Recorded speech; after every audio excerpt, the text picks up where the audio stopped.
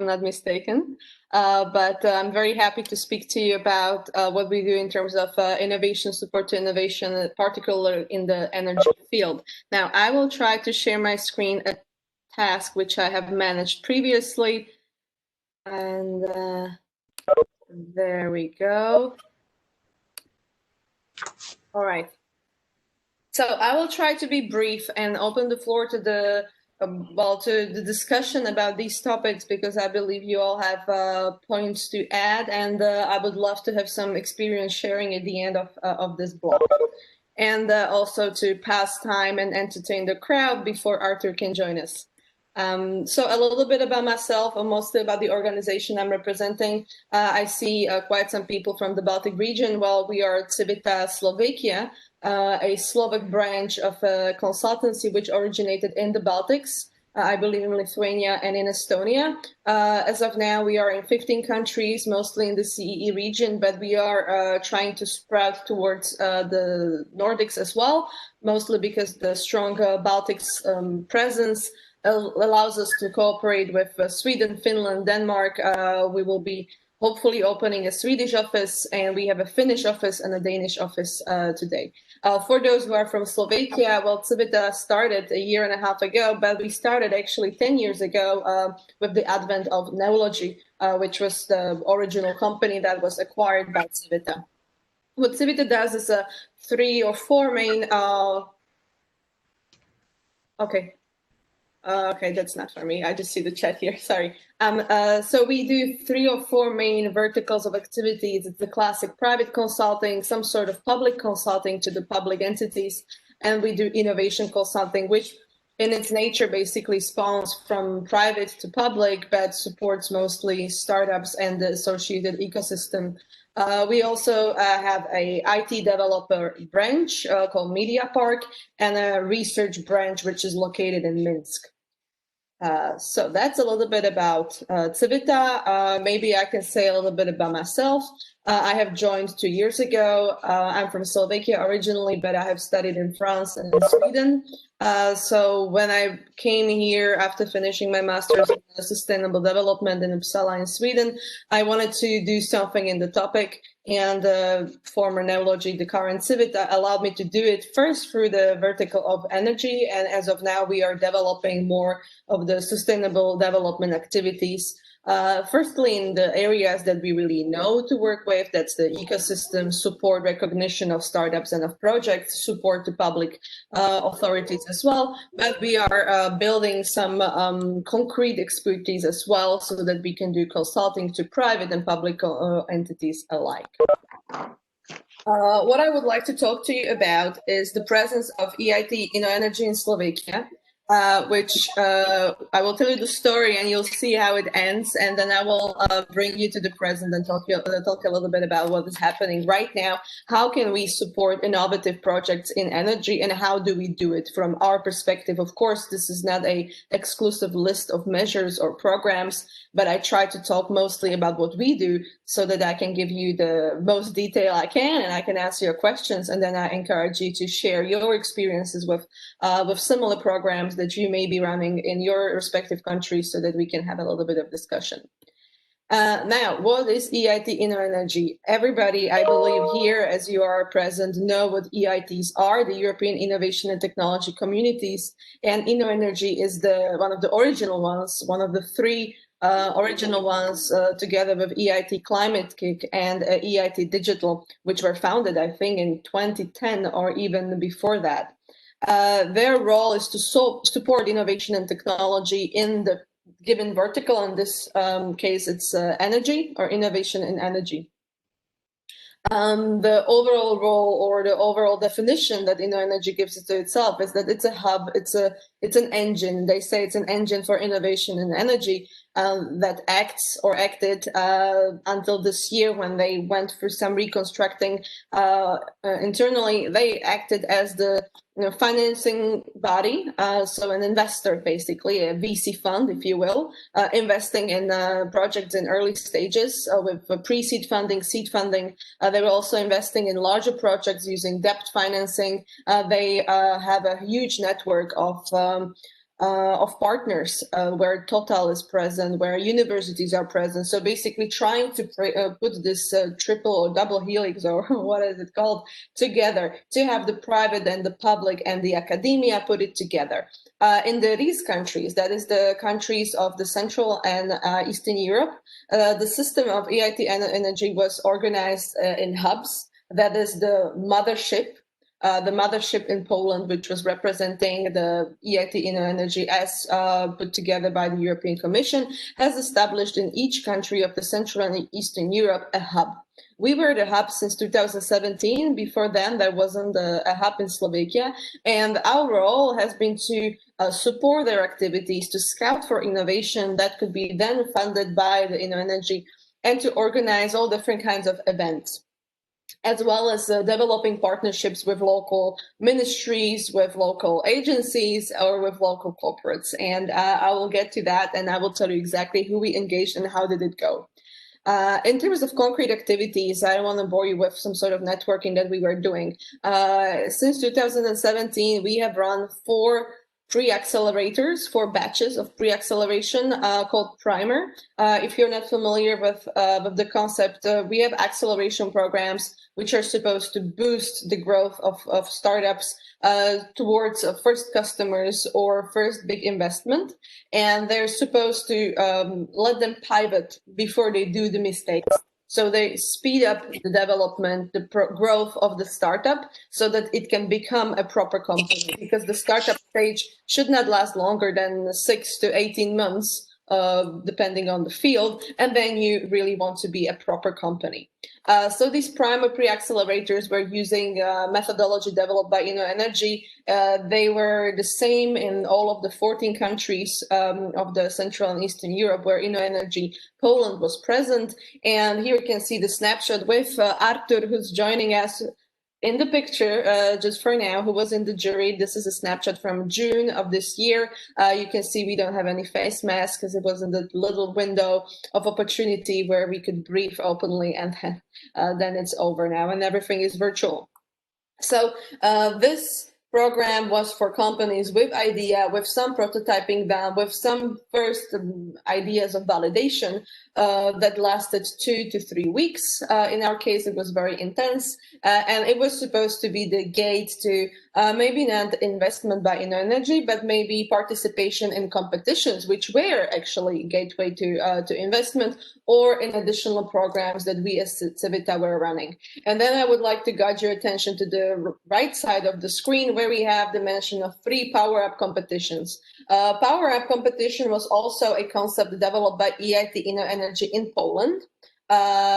I will tell you in a moment how many EIT energies we actually have, but the Polish one was specific. It was given a little bit extra funding to fund these developing regions of the European Union, and to operate on a principle which was a little bit more a little bit less commercial, a little bit more in the support, recognition, building of the networks, while the other energy offices, which are I think in Germany, in France, in Sweden, and I would like to say Spain, but I'm not completely sure. And there's of course the main one in the Netherlands. They already were full with investment, looking for innovation and investing in the startups already present in their markets.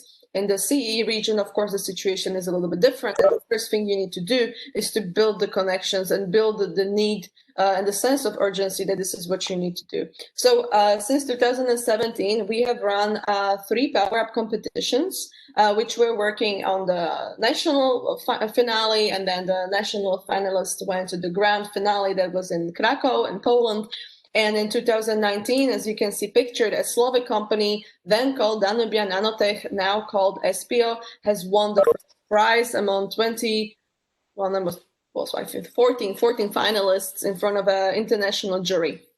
So this was a big success. There was a financial prize attached. And then this victory opened the negotiations with Energy, or between Energy and this company, to enter into the first investment round, which, however, did not pan out, but I will not bore you with those details.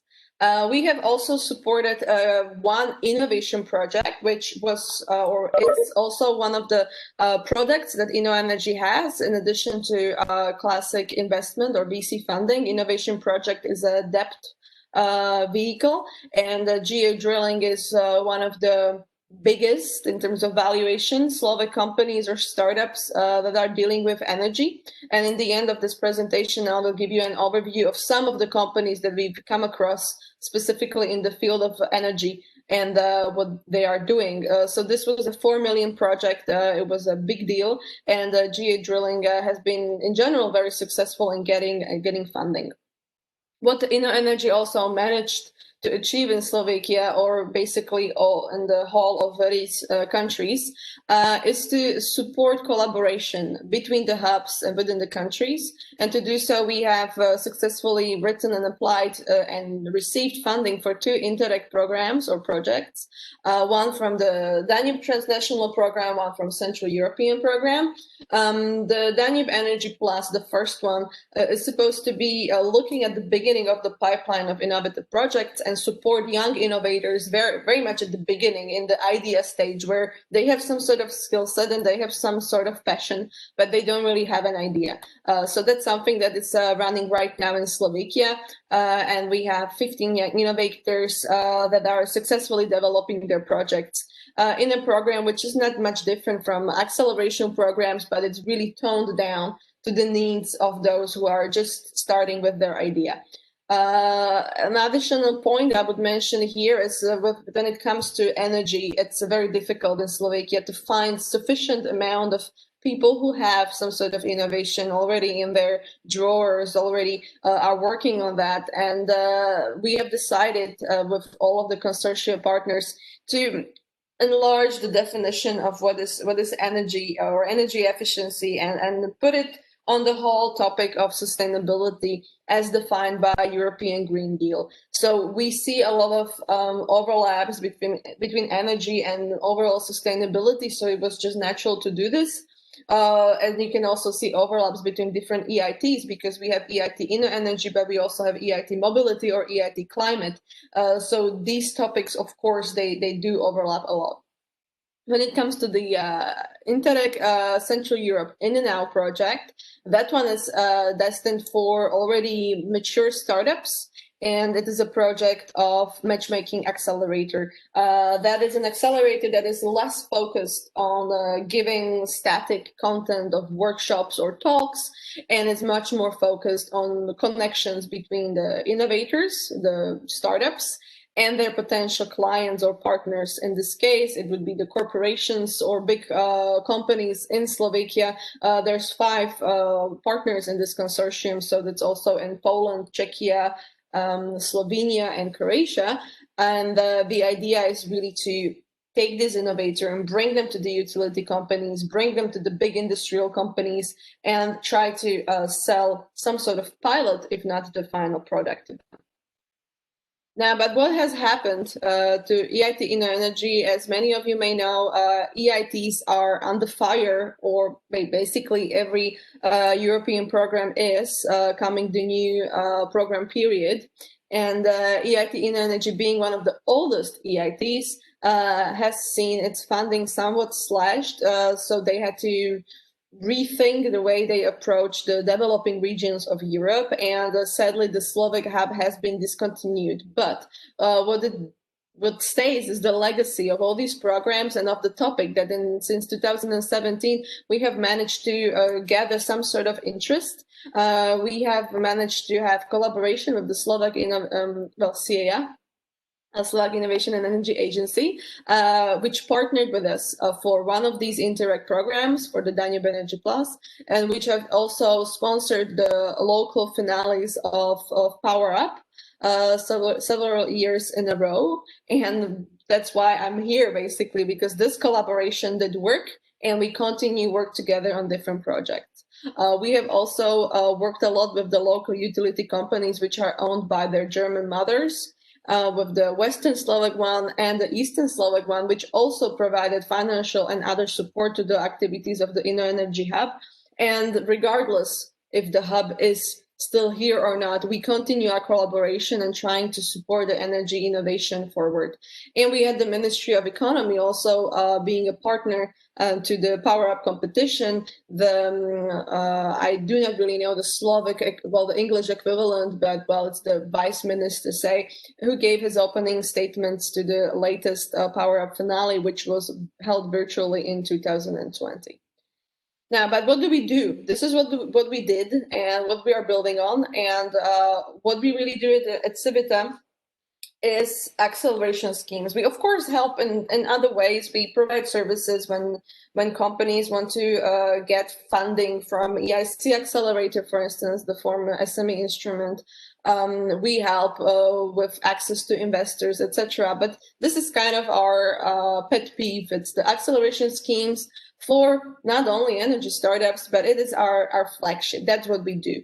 For those who are not familiar with us, which is many of you, the company actually stood at the beginning of the first startup competition in Slovakia, which was Startup Awards in 2011, I believe, something that was really propagating the startup culture in Slovakia. It was a big event that was in the National Theatre, and it was broadcasted by the TV, a concept that was fit in the 2010s, but now we are getting into more specific support to startups. So if you will, between 2000 and 2016, 17, 18, what we really were doing was developing some sort of innovation ecosystem to get the idea that there's startup, the way startups work, bringing something fast to the market to get it validated, and then moving on.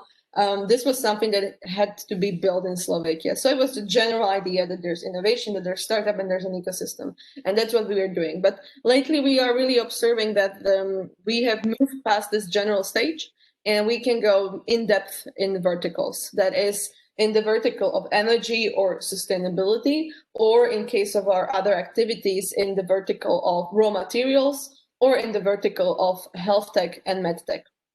And we also see interest from the corporates who are the holders of these verticals, that they want to support these very, very specific parts of the innovation ecosystem, knowing that there are synergies with what they do.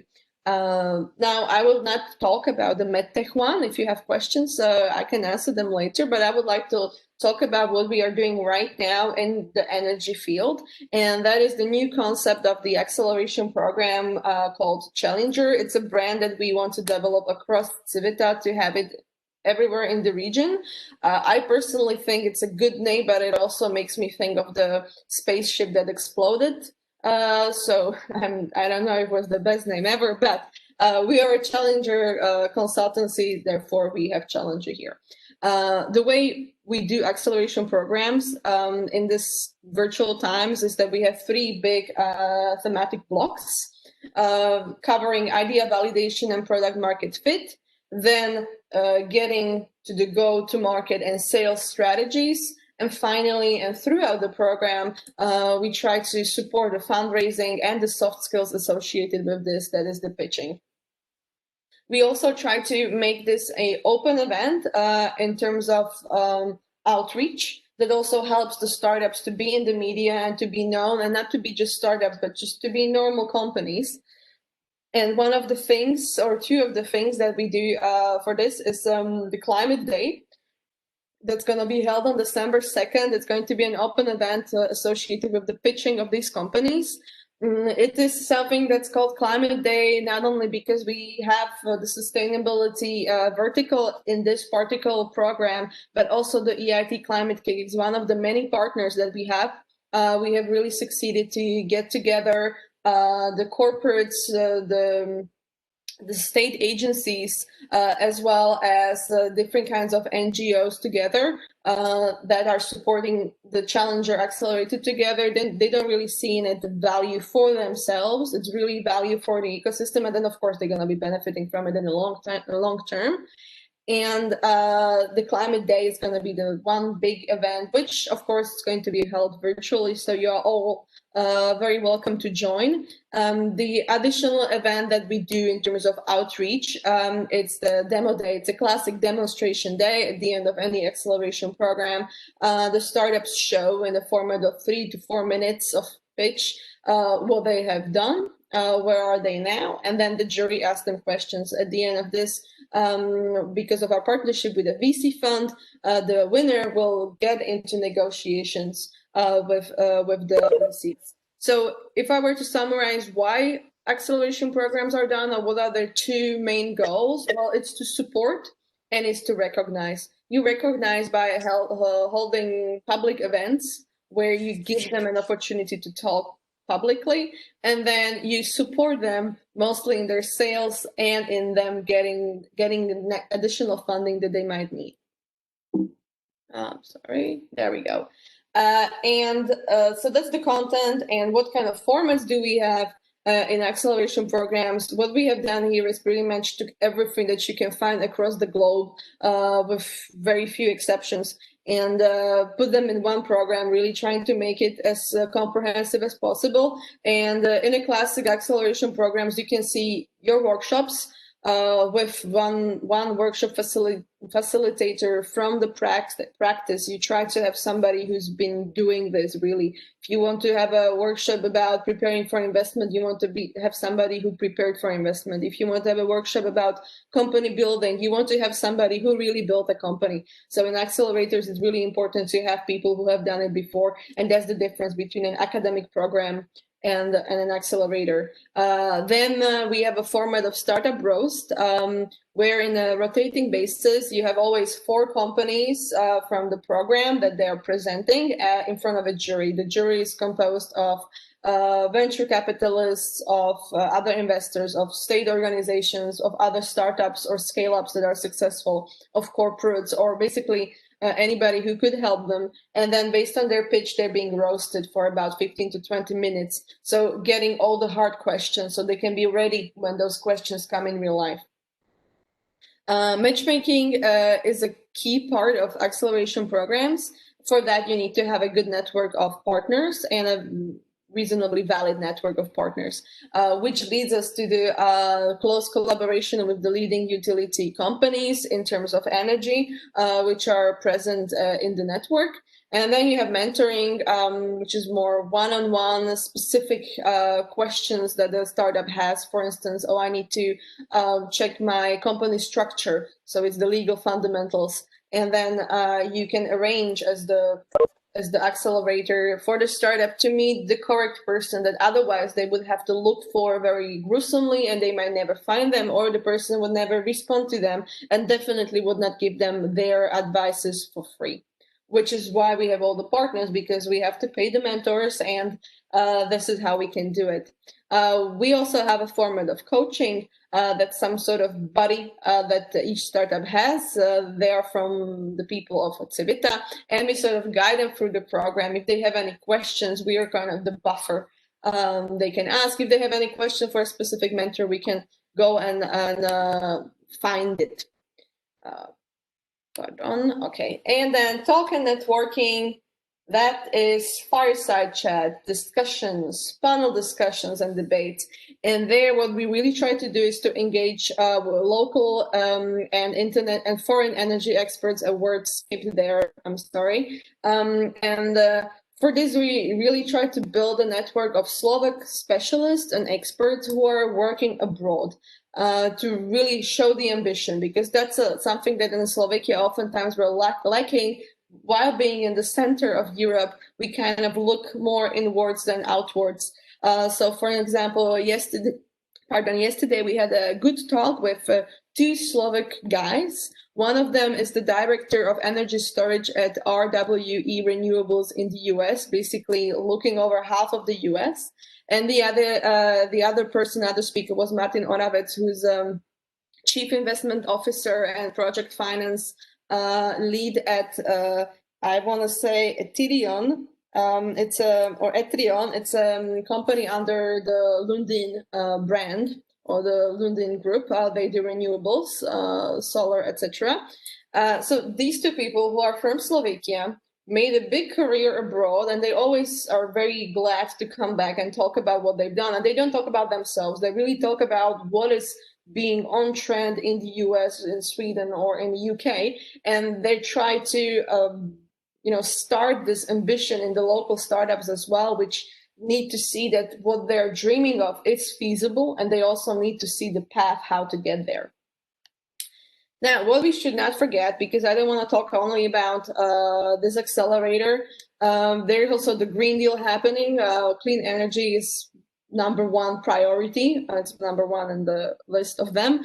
But we're trying to support the Green Deal in Slovakia the way we can, and that's to support the brokerage first when making the consortia for these calls and for the additional calls that might be happening.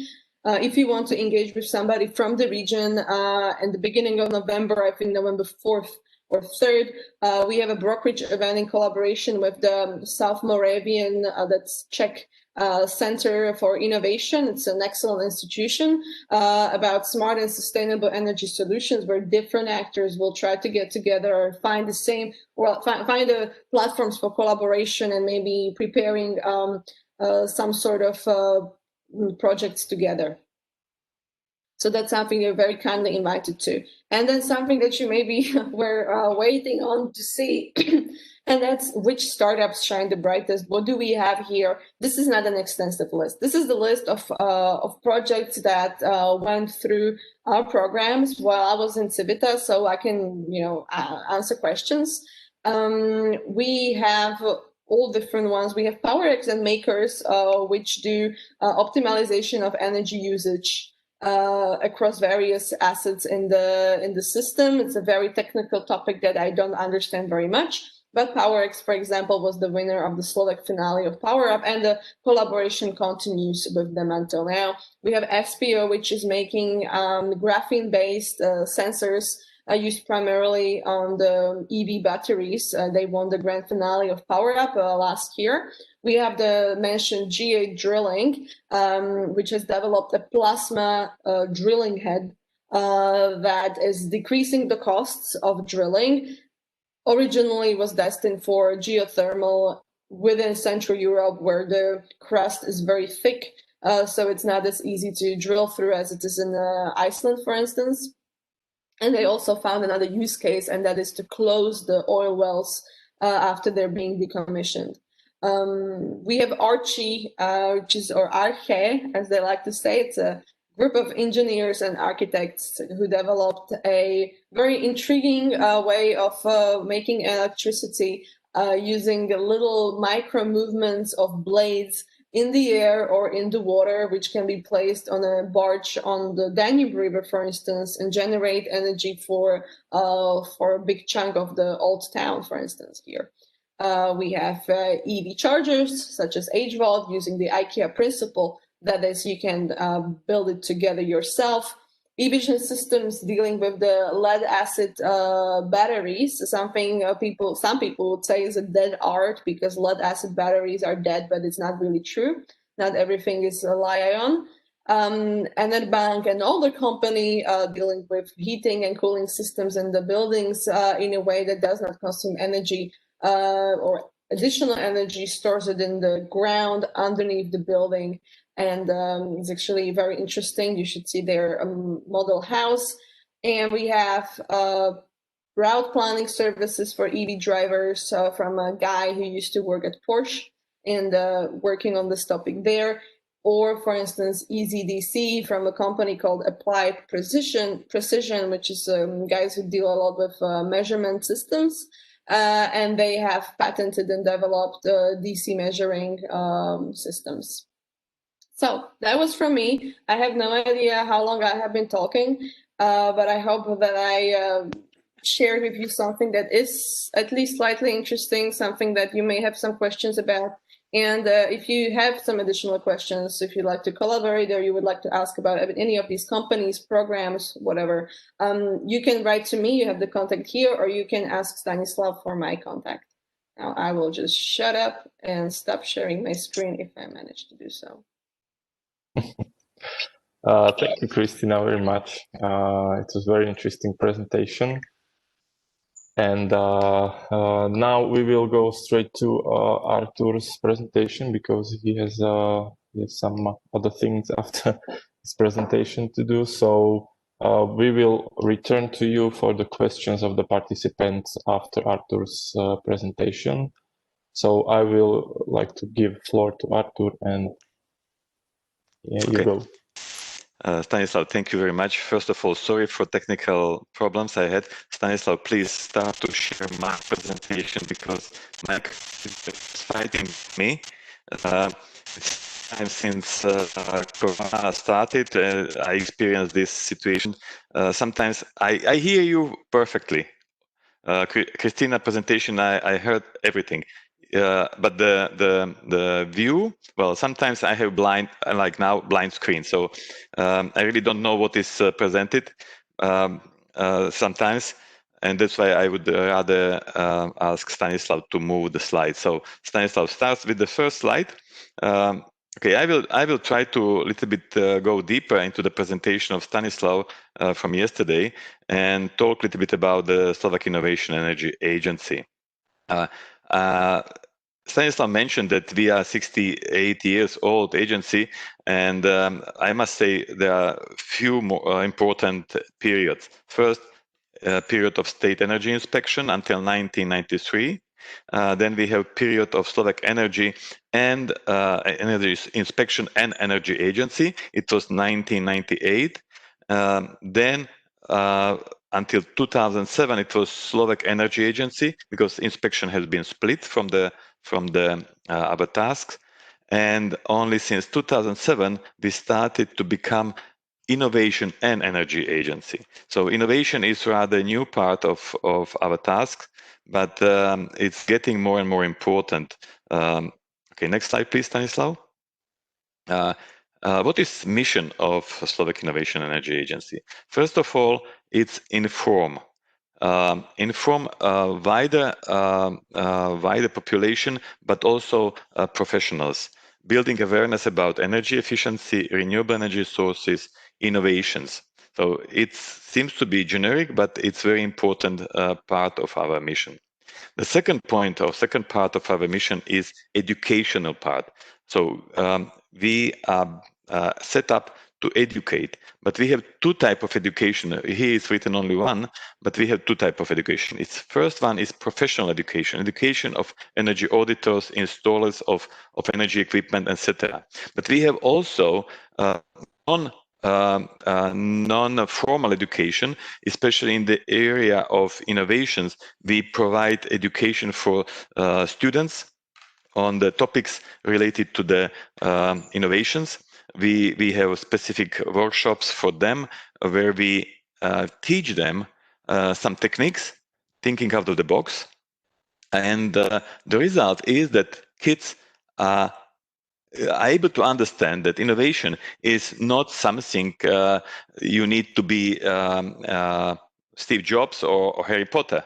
It's sufficient if you listen to the needs of the people. If you find and able to find the niche or solution for those needs, and if you have technique how to solve the needs, and if you have team, and if you have proper communication skills, you are able to solve the problem and sell the solution. So on these workshops, kids are trained to use or to learn technique, methodology. They are trained to work in the teams, and they are trained to present ideas to the stakeholders who can buy the solution. So these are the three important things which we do as well in the area of non-formal education. And I think this program is rather very successful. We already visited over 250 secondary schools in Slovakia. And in each, so it's around 5,000 kids already passed this kind of training. And we visited probably all universities in Slovakia as well. Of course, not all students at the universities participated in our trainings, but we try to engage as much as possible. We also make some kind of hackathons for them, but not typical technical hackathons, as Christina probably is running sometimes with Civita, but we run more on social type of hackathons. So this is the second part of our mission. The third part of our mission is monitoring and evaluating. We are, by definition or by the law, the only operator of the monitoring system of energy efficiency, which is a very important part of our business. And we provide the data gathered from all entities which are obliged to provide the data, of course, by law, but not only from them. We try to combine data even from those which are not obliged, but we try to motivate them to receive the data. And we are preparing the basis for the report for European Commission, how we are reaching our goal in energy efficiency, in renewable energy sources and all these things. The fourth part of our mission is supporting Ministry of Economy. But not only supporting Ministry of Economy, because it could be just administrative work, but it's in the specific area of increasing Slovakia's competitiveness. So we are executing some of the programs which Ministry of Economy is funding. Of course, we are supporting them in the various legislative and operational topics. We are managing two operating programs. And of course, we are implementing many tasks which are related to strategy of smart specialization. In previous years, 3 years ago, we ran entrepreneurial discovery process in Slovakia. This year, we are not running it because Ministry responsible for smart specialization strategy has hired through the European Commission external consultants to do that, but we are still supporting Ministry in their part of entrepreneurial discovery process, gathering the data from the bottom up. Next slide, please, Stanislav. Stano?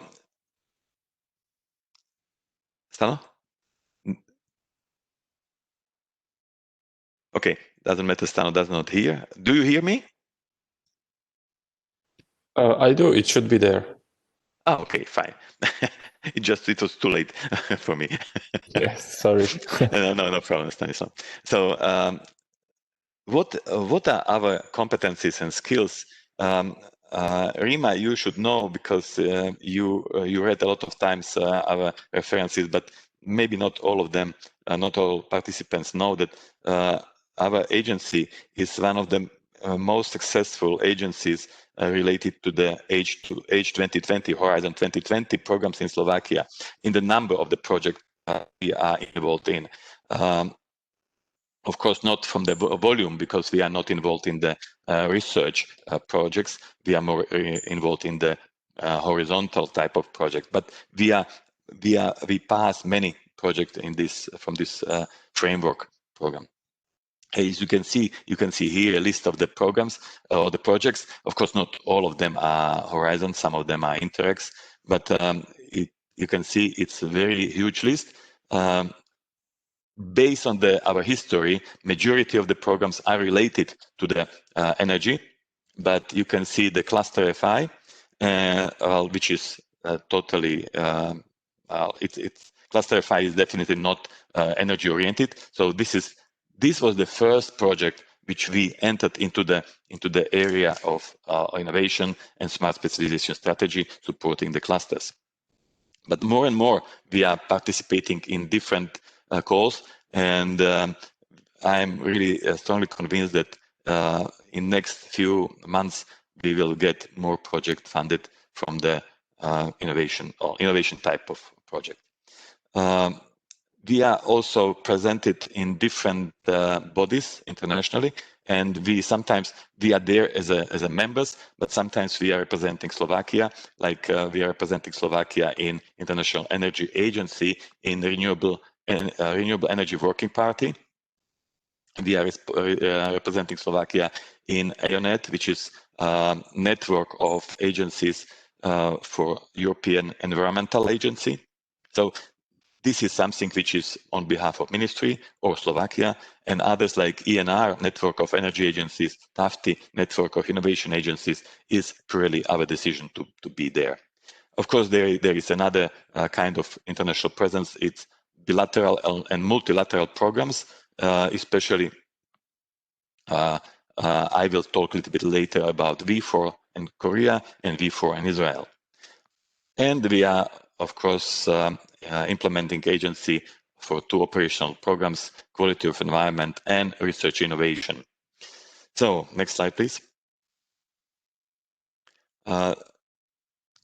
Regarding our future, it's in Slovakia, we have a very funny kind of approach. After every election, there is always discussion about which agency will stay, which agency will be quit, and it's every 4 years we are discussing this, and every 4 years staff in agencies are, well, a little bit unsecure what will be next 4 years, if they will have a secure job or not. I'm trying to show this picture to my team that there are always in our hands very important programs. First of all, it's quality of environment, which is related to the carbon, low carbon economy of Slovakia. There's operating program research and innovation, which is creating a stable environment for innovations, research and development.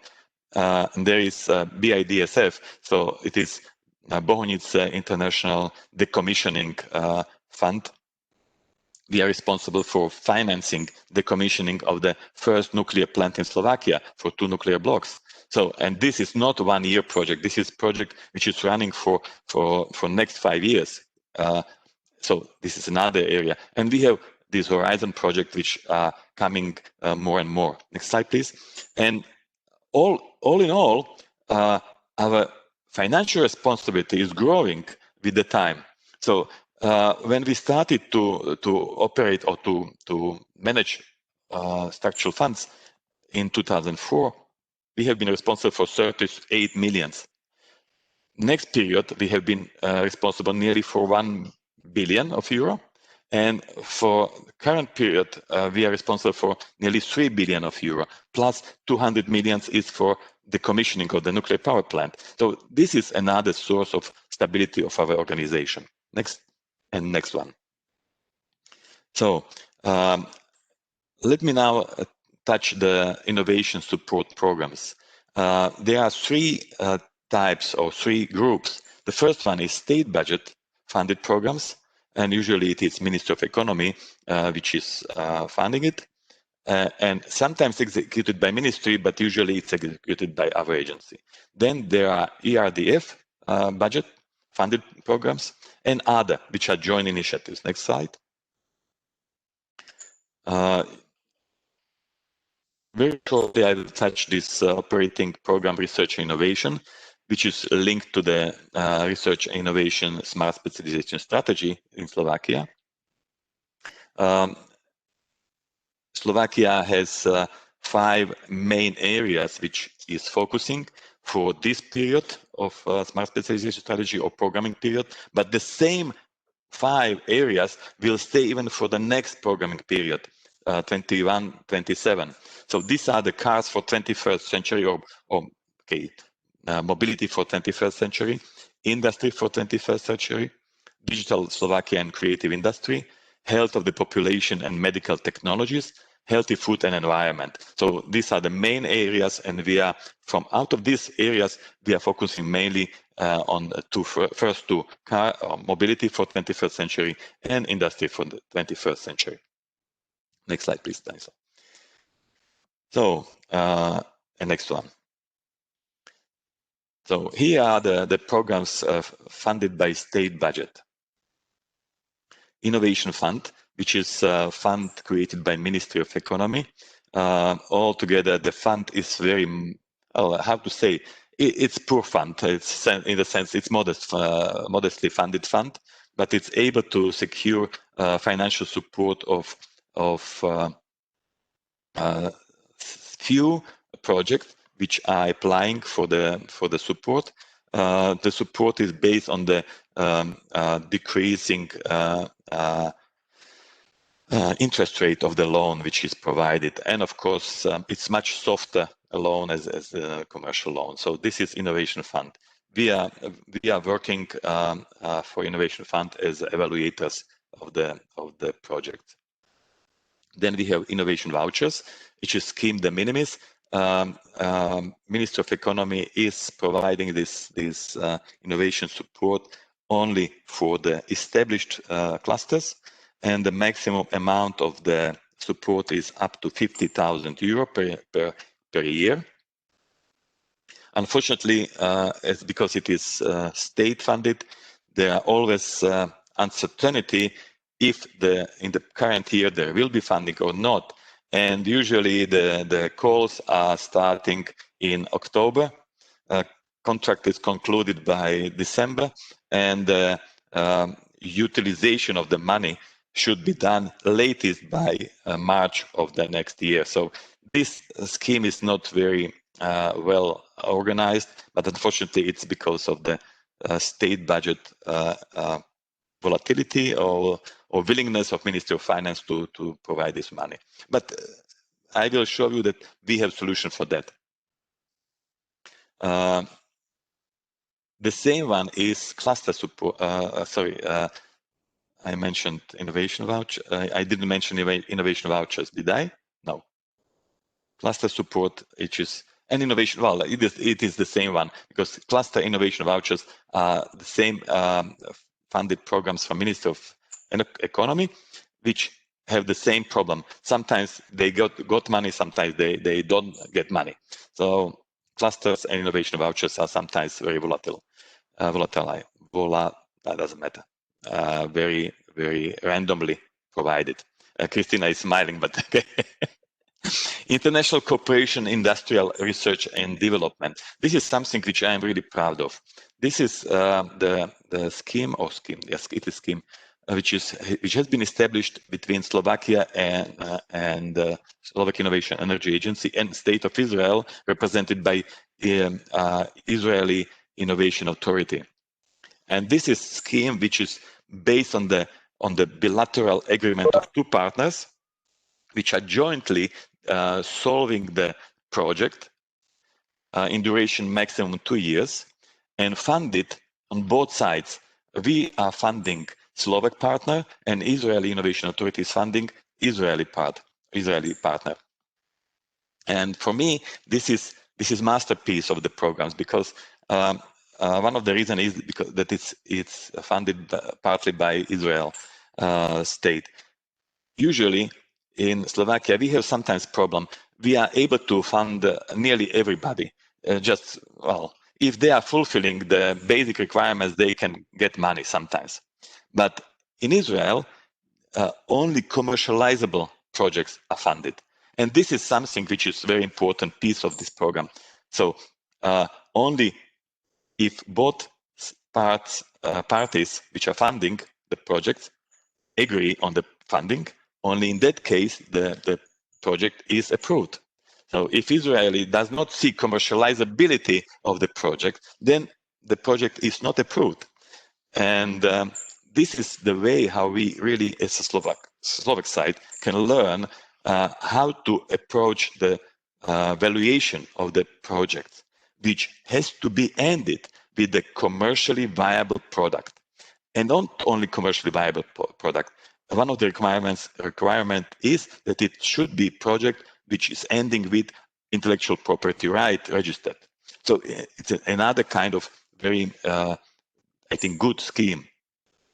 So we don't have too much project approved.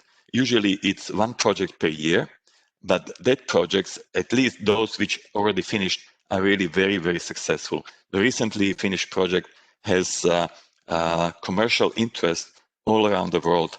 And this is something which is really fantastic if you think about the rather modest support, because we are supporting one project on the Slovak side up to 330,000 euro, and Israel is providing similar volume of money. So if this kind of support is resulting in worldwide commercializable product, I think it's very good.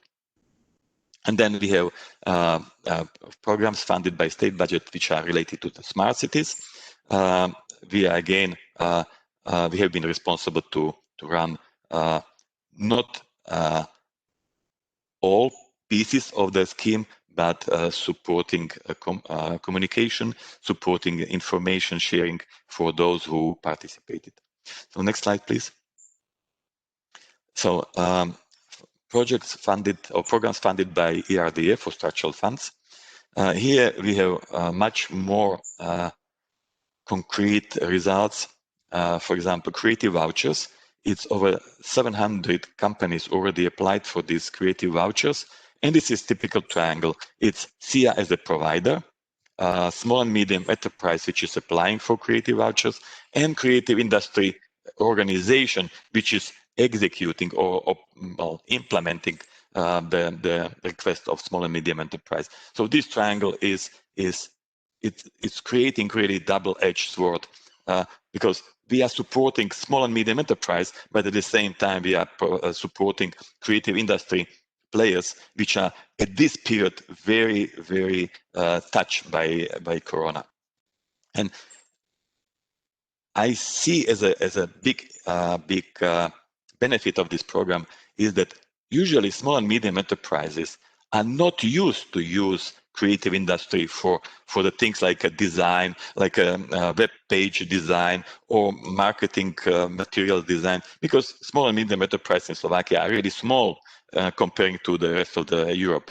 And they are, well, they are trying to save money all the time. So it's easier if you have somebody in your family who is a rather smart IT geek, and they are doing all the things for them. But sometimes, if you are able to make a web page, it doesn't mean that your web page is professional web page. It's just web page, and that's why sometimes small and medium company, even having maybe good product, is not able to convince other customers to buy the product, because communication is very important part. So that's why we are supporting learning process of small and medium enterprise, that in certain areas it makes sense to approach professionals to do things for them, and that can create their higher or more stronger and more compatible. So this is creative vouchers. Innovation vouchers are starting right now. In a few days we will get approved state scheme by authority. And these innovation vouchers are a little bit different comparing to the Ministry of Economy innovation vouchers. They are providing only one type of voucher, which is 10,000 euro maximum. We are trying to split these innovation vouchers in 3 groups. First group is up to 5,000, which are soft measures like communication trainings for the teams in a new way of communication with the customers, etc. Then up to 10,000 are, let's say, it's between soft and hard measures, like really developing new business model, or doing feasibility study for certain things, or proof of concept. And then we are planning to introduce the much heavier type of voucher, which will be up to 100,000 euro, which is not very typical voucher, but we can do it, and we will do it because a lot of times after proof of concept is positive, you have to do things, and small and medium enterprise sometimes can't do that because they don't have sufficient amount of money. And I'm pretty sure the small and medium enterprise will be really eager to join this scheme. And this scheme, as I said, is starting in these days. Then we have cluster support. We are providing in Slovakia certification of clusters for free. And we have in our plan to provide every cluster 2 runs of certification during the period of 6 years. So this is something which is, again, supporting the ecosystem. Then is another type of cluster support, which is state. It's again funded from the structural funds. It's scheme de minimis, but these are the money for organizational support of clusters, and the funding is up to 200,000 euro. Already we have first 14 clusters applied for that cluster scheme support. And they have 2 years to implement improvements of their organizational work based on the finding from the certification process. So these two things are connected. In the first run, we provide certification of the cluster. In the second run, they learn what are their weaknesses, and they are building activities supported by the second scheme to improve that weaknesses. So this is, I think, very well organized type of support. And our recent project and program is R&D hydrogen technology support. We are part of the core team of Minister of Economy, Mr. Sulik, which is very keen to put Slovakia among the forerunners in hydrogen technology development and implementation. So we are responsible for developing national strategy, and we are responsible for setting up national project which will be supporting specific hydrogen R&D projects. And this will be probably in the, well, strategy is running. We are now working on the national project. Next one. Other programs. There are 3 programs which I picked up. First one is V4 Innovators. Although we are not usually responsible for startups in Slovakia, we have privilege to be part of the V4 representing Slovakia in V4 countries in the program between V4 and Israel. We are supporting young entrepreneurs and startups in 14 days program in Israel, where they can learn about Israeli innovation ecosystem. They can meet investors, they can meet accelerators, so they can learn a lot. And at the same time, they have also some kind of formal lessons about very important aspects of startup life. Unfortunately, this year we selected participants. It was planned to travel in March, but well, as usual in this year, everything has been postponed. Knowledge sharing program. It's again, it's a program which is built between V4 countries and South Korea. The idea is to bring best practice from different pieces based on the needs of the country, from South Korea to Slovakia. Slovakia is focusing on smart industry or industry 4.0, which is very in the focus of our ministry. So we are focusing on that. I think it's very important and very successful program as well, because a lot of ideas, a lot of suggestions provided by South Koreans and learnings which we gain there are then implemented in Slovakia. And the last one, it's again indirect support. It's Power Up, which Christina very well presented. I'm proud that we are, since beginning in Slovakia, we are supporting this very important, and I think it's major startup event in the field of energy. Until now, there is nothing bigger. And well, the results in the first year with Danubius Nano, we became really close cooperators in the area of batteries. With the last year winners, I met with all of them, and we have been discussing how to improve their presentations and all these things. So it's starting to be, although it's not our program, it's program of Civita and EIT Energy, but I feel that we belong to the family of Power Up. So it's something which I'm showing here. Last slide, or well, I think it's next one. Yeah, just few problems. Everything. No, please return here. I want to say a few things. Usually, if somebody is presenting the achievements, it's everything beautiful, everything is wonderful. We have this, we have that, we have plenty of money, we have everything. But it's not always like that. There is always black side of the life.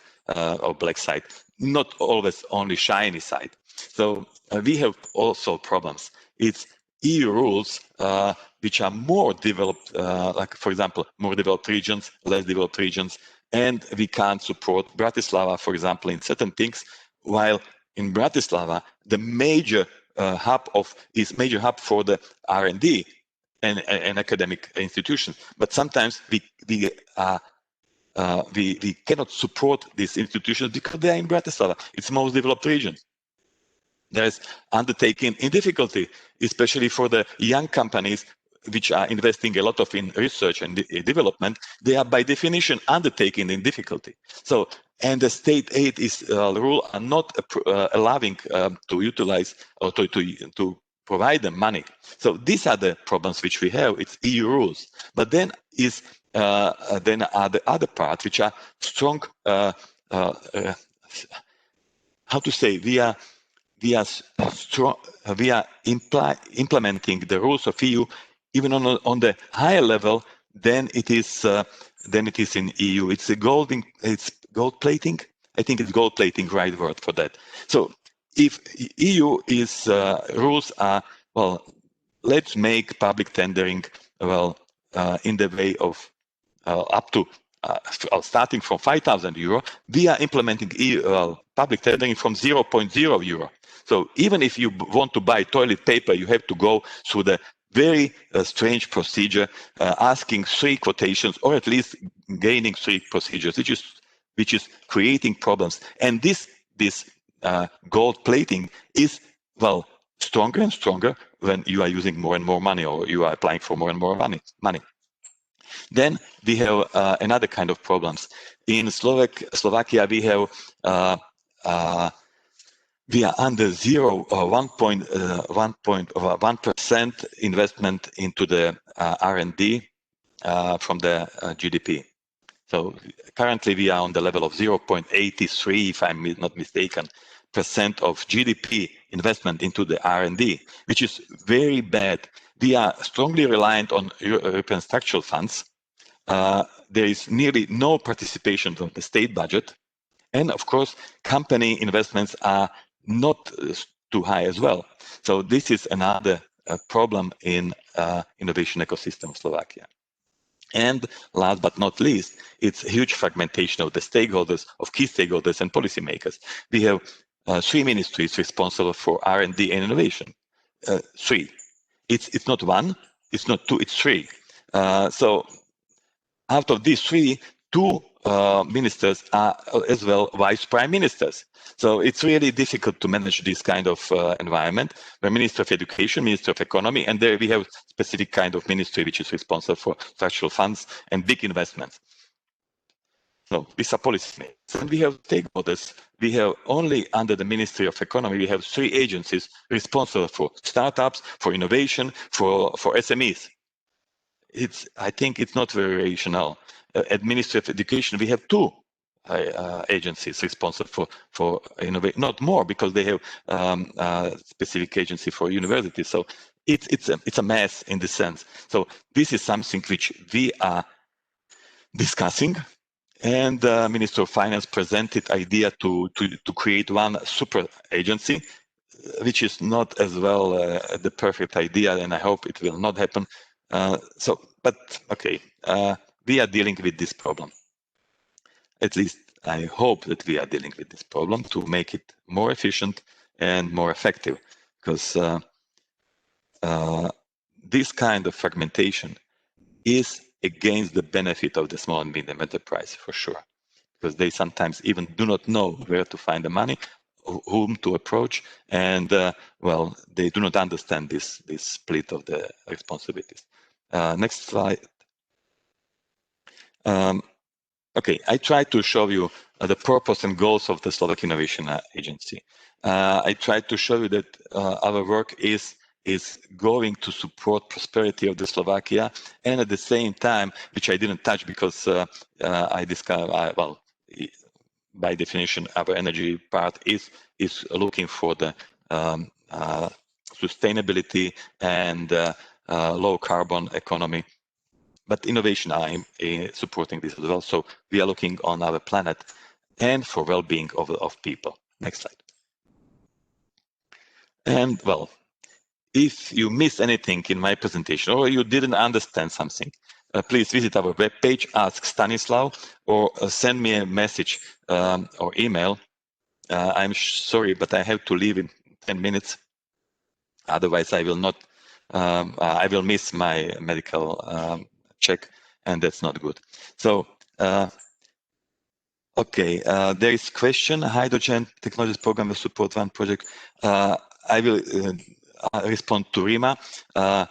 It should support more than one project, and it amount of money which are planned will be between $500,000 up to €1 million per project.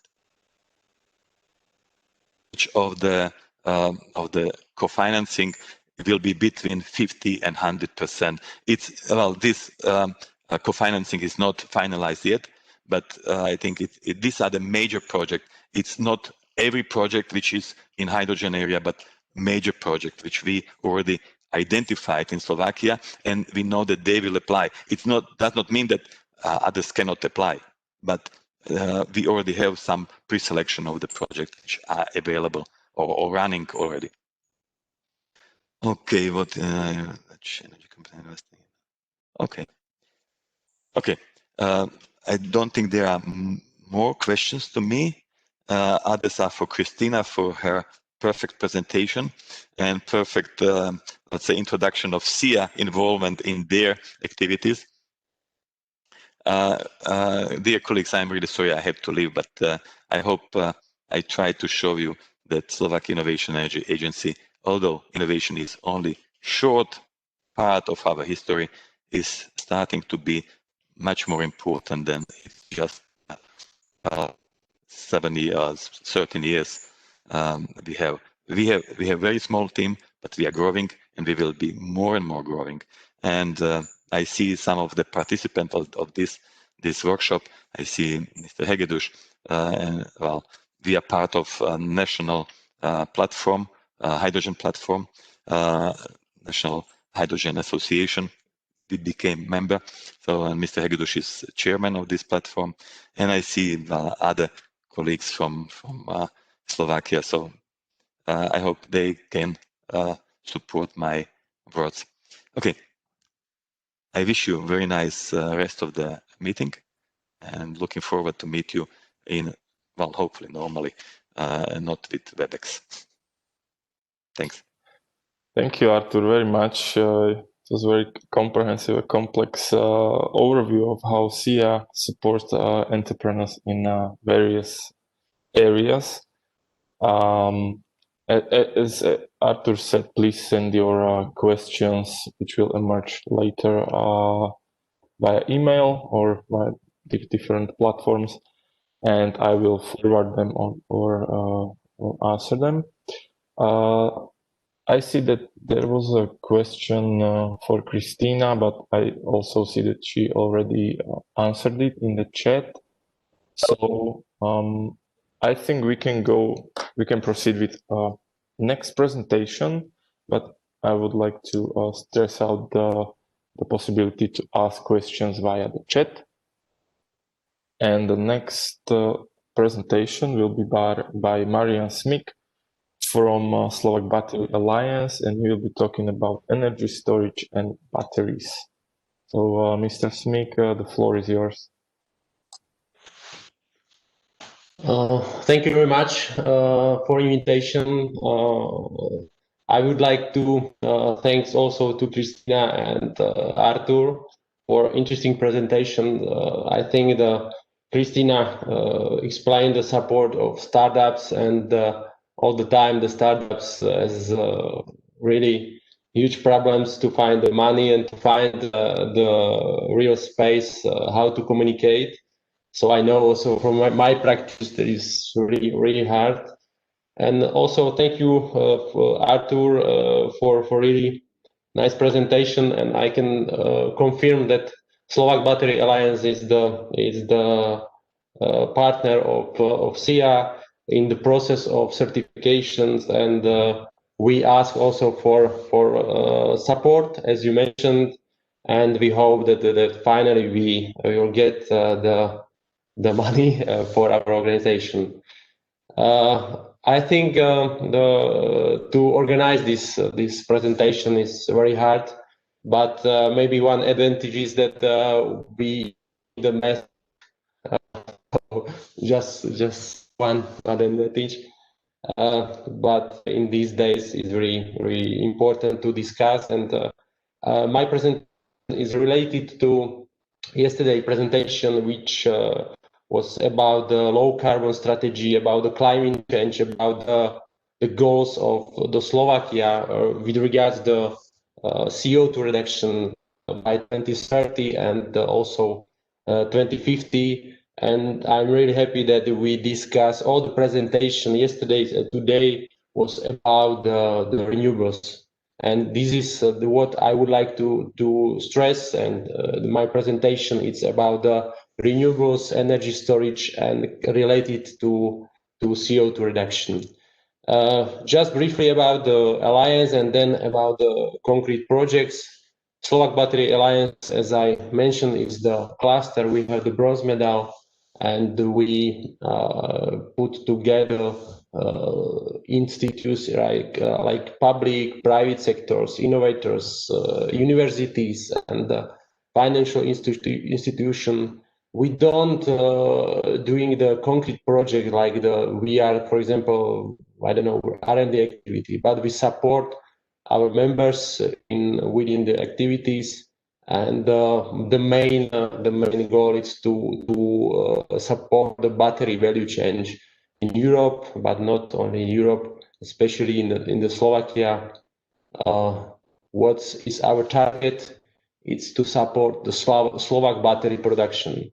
I would like to stress about the Slovak because if you compare, for example, to car production, you see that we have in Slovakia many car producers, but not without added value for Slovakia.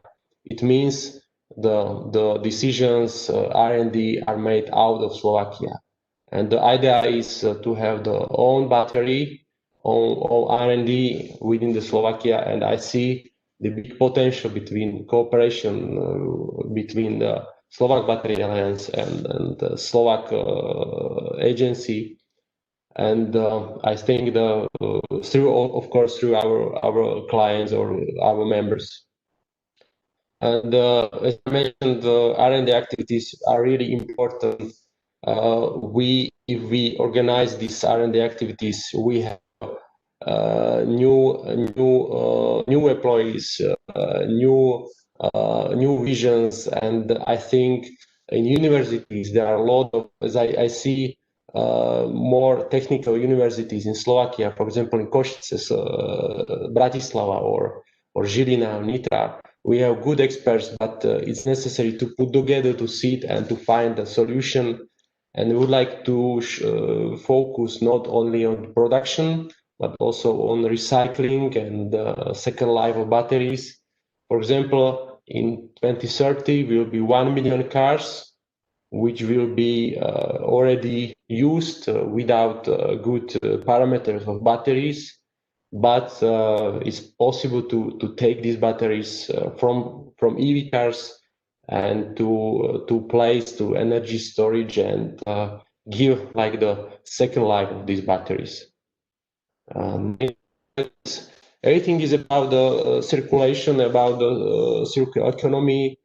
Why we would like to find the materials which could be recycled at the end. So now it's the lithium, but we like to find maybe other types, other materials like the water or other materials which are normally used or we have these materials, but without research and development it's impossible, and only after that, as I mentioned, that manufacturing is possible.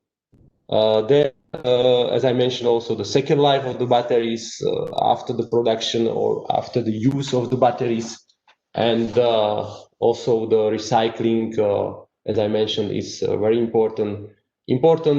everybody knows that is necessary to recycle, but the question is how we will recycle. Just briefly about the members. They are the founding members. Innobat is a company who I will explain next slide about the project of R&D and project of batteries. IPM is financial institution. AEN Slovensko is company where I also belong. I'm 20 years there. We are the energetic company with renewable sources like the water power plants, production of the electricity from renewable sources. So I'm really happy that we can put the batteries to our sources. MSM and Greenway is the company. There are companies for construction of the charging stations. Slovnaft is maybe you are surprised why Slovnaft is here, but they know that as the refinery company, the production of diesel is coming down, and so they know that the war is changing to EV or other alternative fuels like the hydrogen, but they have also think about the future. Matador, big industrial company, focus on the equipment of the battery production. The Slovak Academy of Science, also important, the leading workforce in Slovakia, and Technical University of Košice. And in Button are the other members, especially the universities. Altogether, we have turnover roughly 4 billion euros, more than 5,000 employees, and we think that we are the strong partner for public sector, for example, for Slovenská SIA.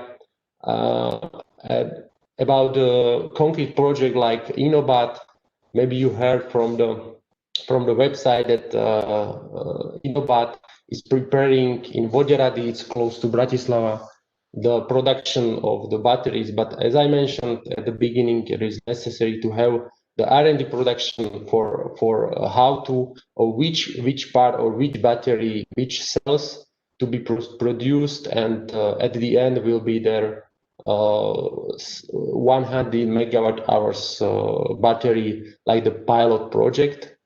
There is the cooperation with the US company who already have the know-how how to prepare the chemistry, because the batteries, this is the chemistry that is needed, and this is what is necessary to do. And after, in 2025, it is planned to have the Slovak gigafactory, and maybe in the eastern Slovakia, close to Košice.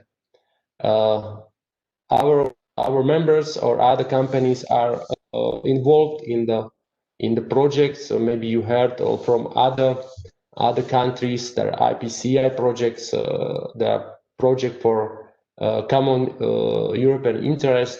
We are there more than 1 year. The project especially focus on the R&D. There are 4 Slovak companies. First is the ZTS Výskum a Vývoj, focus on the spent battery and how to recover, how to recycle, and how to prepare the battery management system. Energoaqua is the company also for innovation, how to develop the second life battery storage system. The storage system, for example, could be deployed within the renewable sources, because now the big problem is the price. We have the storages, but they are too expensive, and it's impossible to have the profitable project with existing energy storage system and prices. Innobat Auto I mentioned, and Innobat Energy is the project for redox flow battery. So it means it's the different type of battery, just the water and iron.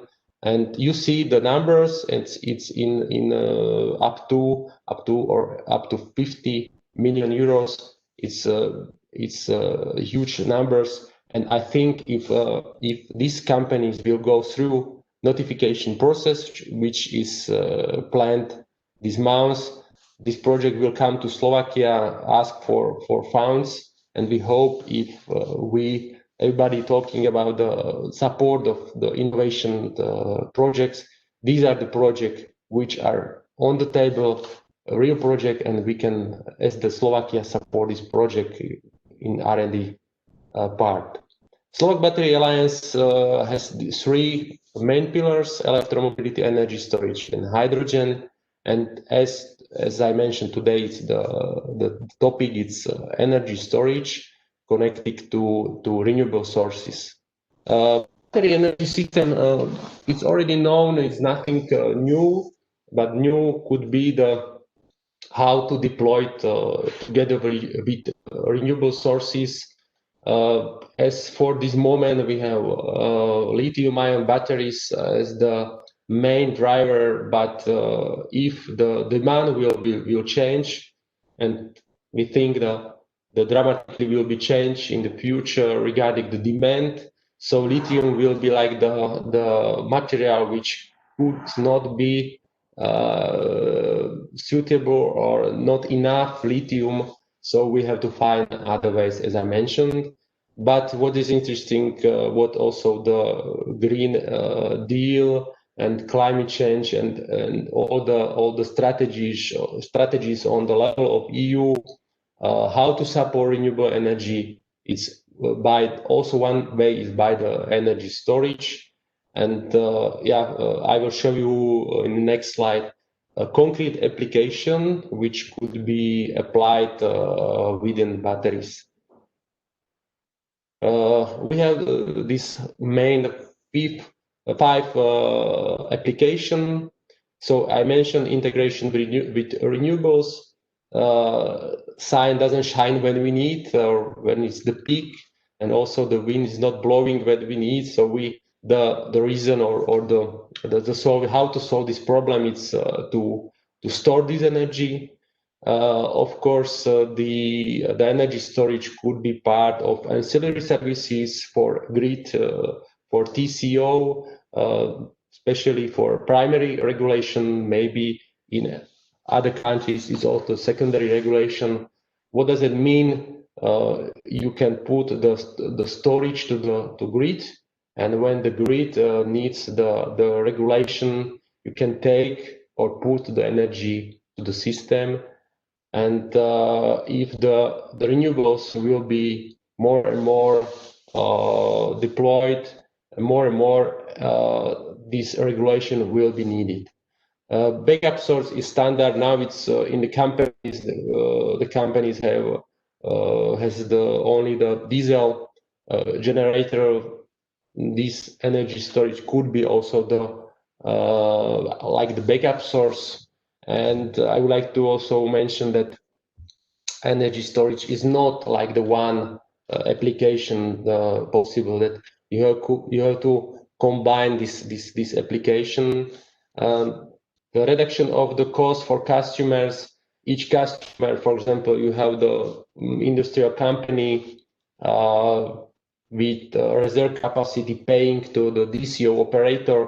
But if you have the energy storage there, you can reduce the money or the charging towards the distribution companies. And also, of course, you can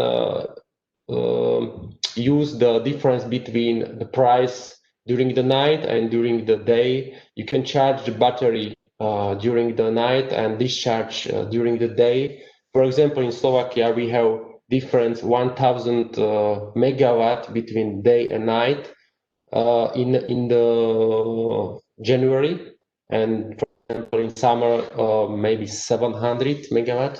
But this is the space how to where to use the batteries, and the last reduction cost of deviation.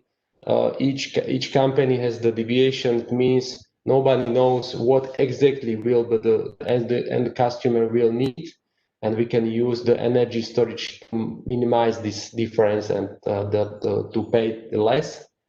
And regarding integration with renewables. I think not only in Europe, not only in Slovakia, but also in Europe, they have to think about the role of the batteries. And as I mentioned, we can make the smooth diagram. It means to put to the grid the energy before produced in renewables to grid, and to not make the big differences in our grid. Also, reduction I mentioned, and the batteries could stabilize the grid, what is also necessary for Slovakia. Some examples: battery storage system. We have 430 kilowatt in the industrial park in Slovakia, Senec. It's near Bratislava. For backup source in eastern Slovakia, near Košice.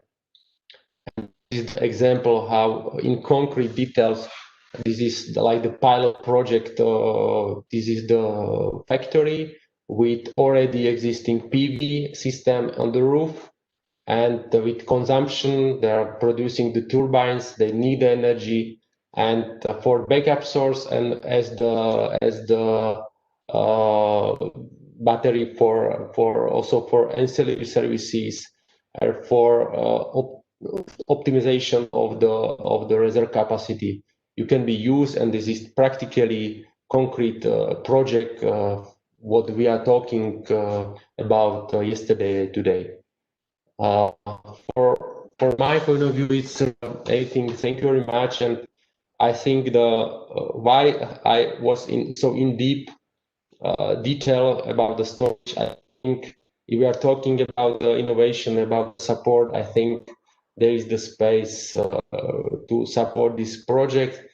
And I would like to also stress that hydrogen, as Mr. Hegedus will have another station, really combined together with batteries, and there are two storage of energy into hydrogen onto batteries, and we can combine this type of storage.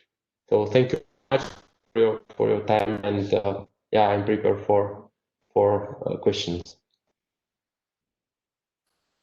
Thank you very much, Mr. Smik, for your presentation. As of now, we don't have any questions, but I would like to ask if you had any discussion with policymakers about the supporting of the grid with the energy storage facilities. What is needed to prepare the legislation, because legislation is not prepared. We don't have in the energy law the like what batteries is, how could be connected to the grid, and only after we can discuss about the concrete project. But I think it's good to prepare with TCO. It means with operator, Slovak operator SEPS, or with DCO, distribution company, to make any concrete pilot project to prepare how could be done, because we are the part of the European Energy Storage Association, and we see that in other countries, in Holland, in Ireland, in France, they have, of course, also in Czech Republic, they have concrete energy storage already after pilot project, and maybe 1 year before Slovakia. So we have to work very hard how to connect to the batteries to the grid. Okay, thank you. We have another question from Daisy from Netherlands. Is the EU directive on batteries waste also applicable in the situation of recycling? If so, is it hindering the recycling process? I don't see in the directive about the batteries and waste. I didn't see any connection.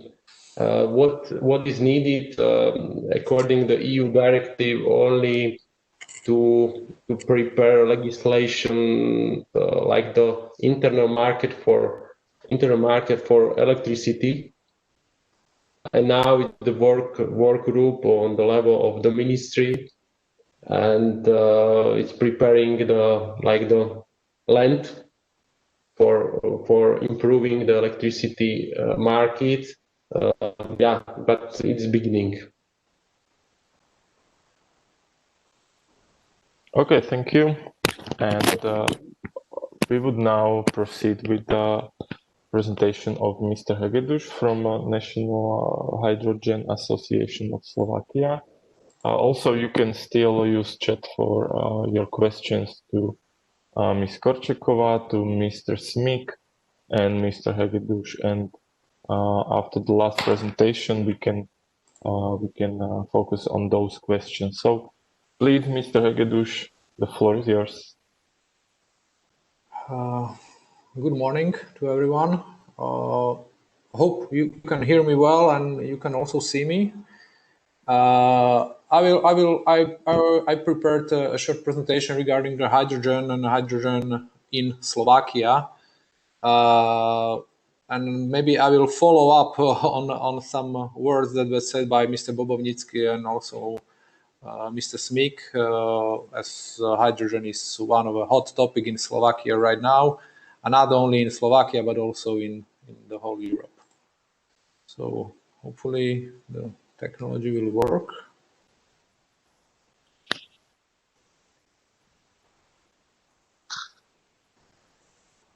So can you see my screen? Yeah. Yes, we can see it and we can hear you very well. Perfect. So potential of hydrogen in Slovakia. Maybe I will start with our organization. We are the National Hydrogen Association of Slovakia that was created somewhere back in 2016, but more active it became after 2018.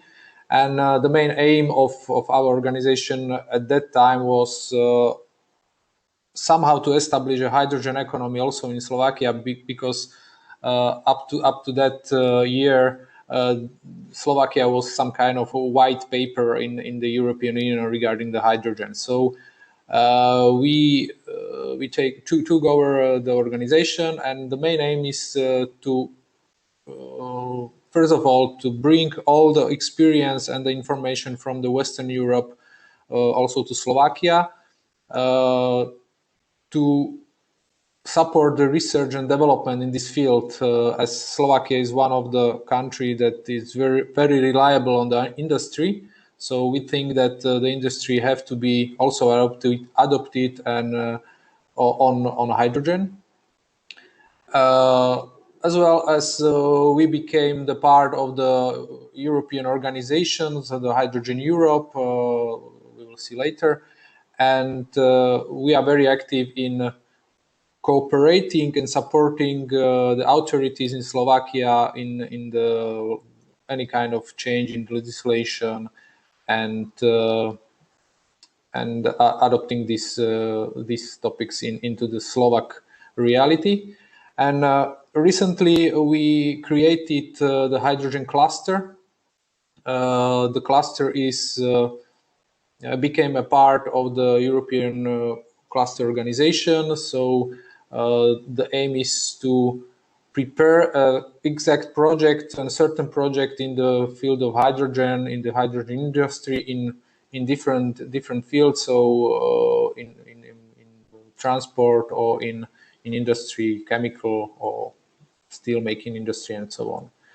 Who are our members? Our members are universities, institutions like CEA, also small and medium enterprises, as well as large companies. So that's what we want to do. We want to connect and all these stakeholders so they can share the information, the experience, the know-how in order to promote the hydrogen into the Slovak economy. We are in very close relationship with the Ministry of Economy, and other ministries in Slovakia, and we are trying to support them, to feed them with the information, what is going on in the Europe or in the world as well. So as I mentioned, we became a part of as a member of Hydrogen Europe. It's the biggest organization or association of that is related to the hydrogen. We also became a member of Asia and Pacific Hydrogen Association. This is because of we want to know what is going on not only in the European Union. It's very important and we are really focused on it, but the hydrogen, and for example the hydrogen in transport sector, is more developed in Asia than here in Europe. So that's why we became also the part of the Asia Pacific Hydrogen Association, and we have access to all the information. Why are we doing this? This chart just shows the global emission of CO2, and as you can see, starting 2020, because of the COVID crisis, it sharply went down. But what is more important is what will be the development of further. If we come back to this trajectory, so the increase of CO2 emission will increase, or it will go down, as you can see, because of all the applications and all the stuff that we are doing, not only in the hydrogen, but also in renewable energy and so on.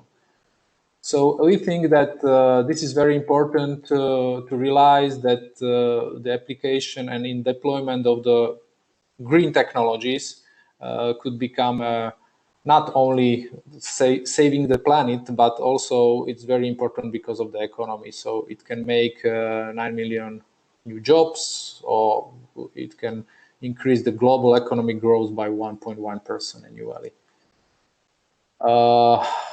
And this is why we are doing this in Slovakia.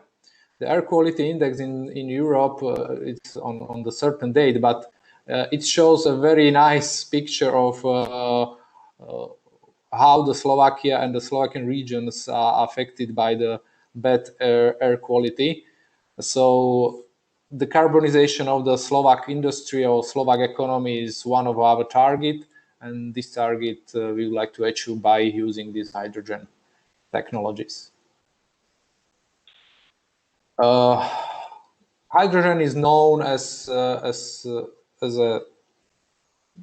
fuel of the future, as said, but it has a different roles, and one of these is the integration of large renewables and sector coupling. That's very important because if we want to have a lot of green energy, we need to somehow use it in a smart way.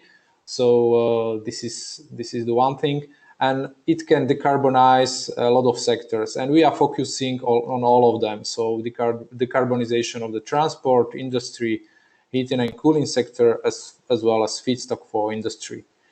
And as Marian Smig mentioned, hydrogen could be used also as a buffer for energy system, or as a big battery, I would call, but in a different way. So this is also one very important role of hydrogen. What are we doing with the concrete steps? As you know, in June 2020 or July 2020, new hydrogen strategy of Europe has been published. It's the priority of the hydrogen is a clean hydrogen production. A lot of investment will be invested into this field with the aim that in 2030 the price of the green hydrogen, or clean hydrogen as it's called in the hydrogen strategy, will be on the level of fossil fuel made hydrogen. And we are in a working group together with CIA and the Ministry of Economy and other stakeholders to create the Slovak hydrogen strategy. It's still under development, or it's still in the draft version, but the priority of the government will be also the clean hydrogen, and that's what we aim to do. However, we have to say that Slovakia is a country without any entrance to the sea, so the potential of renewable energies are limited. So this is a fact. We have to live with it. On the other hand, we want to use as much potential as possible.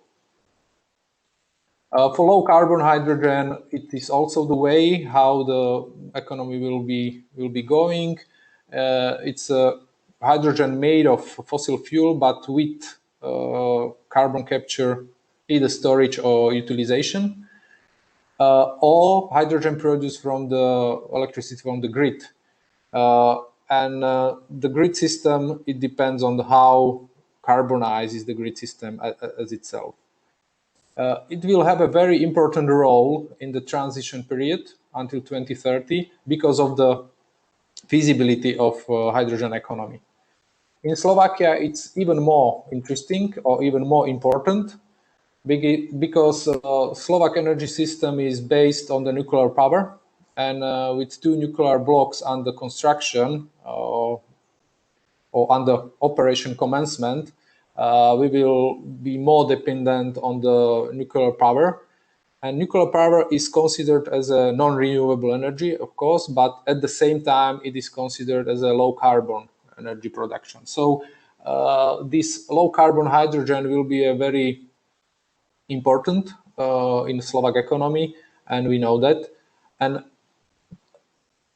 also, it is very important to say that Slovakia is one of the best country with the gas infrastructure in the European Union. I think it's the second best. So also this gas infrastructure usage and production of the hydrogen with carbon capture, storage or usage will be very important. Fossil hydrogen, it's the third that it's currently produced. The hydrogen in the world is 99% of the hydrogen is produced from the fossil fuels, either by the steam reformation of the natural gas or from the coal. And this is something that will not be supported. On the other hand, in the transition period, it will have a big role. Also in Slovakia, we are like 95% of the energy carriers are imported from abroad. So this will take a lot of effort from our government and from our economy to transfer these ways how we are using the energy from importing to making it by ourselves. What is also important is the initiative of 20 times 40 gigawatts of electrolyzers. It was announced by the Hydrogen Europe and by the Euro Commissioner, Mr. Franz Timmermans. And the basic is that the European Union has a plan to produce the green hydrogen or the clean hydrogen in the electrolyzers that will be placed, 40 gigawatts of them will be placed within the European Union, and 40 gigawatts will be outside the European Union in the countries. Basically, most of them will be in the north of Africa, and a third of them, around 15 gigawatts, is planned to be placed in Ukraine. And this is very important for Slovakia because the transport of the clean hydrogen is planned to use existing gas infrastructure, and Slovakia is very important country in the gas distribution from the Russia or from the Ukraine to the Western Europe. So we are focusing, and we believe that also the government and the companies will focus also on this kind of project. So the gas infrastructure that it's already existing in Slovakia will be adopted and modified to be used for transport of hydrogen. This is the very known and very well-known picture of sector coupling, but it shows a very good picture of how the hydrogen could be used. And this is what also we want to be doing. So the hydrogen sector or hydrogen economy should be very much related to all the whole hydrogen value chain, from the production, distribution, and consumption. And we don't know which of this part will be like the winner, but we think that the whole value chain has to be established and produced. So, how is the hydrogen in Slovakia? The production is the key, because we need to produce the green hydrogen. This map shows is an example of how the Slovakia could be utilized for the hydrogen production, green hydrogen production. Sorry, it's very important. This orange line is a main pipeline that goes through from Russia to Germany or to Italy. And it's in the south of Slovakia. So you can see a lot of renewable energy sources somewhere around this major pipeline. And you can see 2 nuclear power plants that we already have and will be enlarged. So this is what we think is a potential for green hydrogen production. The other part, the north part and the center part of Slovakia, where you don't see any kind of potential project, is because in Slovakia we have a lot of environmentally protected areas and a lot of forests. So this is where also renewable energy cannot be deployed, and the usage of this area are very limited because of these reasons. But the other parts could be used. So this picture also shows the potential of renewable energy in Slovakia. As I mentioned, this 2.40 gigawatt initiative is very important, and this is how you can see the potential of what we want to use, and the production of the green hydrogen in Ukraine and usage of transport waves and tubes of the natural gas pipelines. So this is the backbone of the gas infrastructure for green hydrogen that were identified by the European Union, and we would like to be part of this project because in the long term, for example, in 2050, the hydrogen could be used more than 50% of all the gas infrastructure. So that's a huge number or a huge amount of energy that will be transported from the North Africa states and Ukraine into the European Union. Hydrogen in the transport sector, there is always discussion which of the electricity or EV cars are better, if battery or hydrogen. We saying that all of them are the best one, but for smaller cars and cars that don't need a long range of traveling, the battery is the winner. But for some application like heavy duty trucks or buses or long distance buses, hydrogen is more suitable. For example, also the trains. But this graph is showing that we think that there will be a lot of alternatives in the transport sector, that we will use the batteries, the hydrogen, even biosynthetic fuel that are very promising to be used in the airspace and ships. How is the Slovakia with the national targets in the hydrogen? We have made a little bit of investigation, and as you see, all these numbers are from the strategies or from the official strategies of each of the countries. In Slovakia, we have a national political frame for alternative fuels, and we set up that in 2025 we will have 160 vehicles on the roads, and in 2030 3,600. We think it's not very ambitious, and we would like to see like 10 times or even 100 times more cars, but it also very much depends on the economics of the vehicles. We think that the best application right now is the buses and heavy duty trucks, and this sector will have the biggest development in the near future.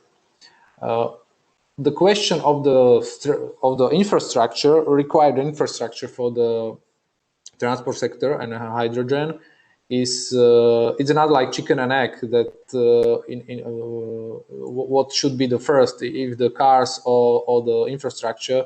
In hydrogen, we think that the infrastructure have to be first. So this is very important, and as I said, in this national political frame, 10 hydrogen refueling stations were planned in 2025 and 25 in 2030. But it will very much depend on how the technology will be developed. This is, and you can see what I just said in this graph. So first, we need to construct and build basic infrastructure with 2, 5, 6, up to 10 refueling stations in Slovakia, and then it will be developed even more in the next years, also dependent on the number of vehicles that will be on the roads. We hope that in 2030 there will be no discussion of whether hydrogen is very expensive or not. It will be on the level of combustion engines as they are now. So in 2030, I hope that we will come to the showroom and we will have the same car with benzene, diesel, electric battery, hydrogen, or whatever, and we will choose based on, we as a customer, we will choose based on what are our preferences. This is the hydrogen refueling station plan that we proposed. So this is like the basic infrastructure till 2022. I have to say that CAA and the Ministry of Economy is very supportive in this plan. So big thank to both of them, also to the Ministry of Economy, Mr. Sulik. And I believe that in 2 years we will have this basic infrastructure already done and in operation. And then it will be a very natural process of development of other parts that so we can cover the whole Slovakia with the hydrogen refueling station, and they can be used widely. What is also very important in the transport sector is hydrogen trains. We have a cooperation with the Železničná spoločnosť Slovenskej republiky, is a railway operator. And we are very glad to see that they plan to have on one of the railroad first 12 trains planned, hydrogen trains. The hydrogen trains are the most suitable for the railroads that are not electrified, and there is a cost comparison studies if it is more feasible to use the hydrogen trains or to electrify the railroads.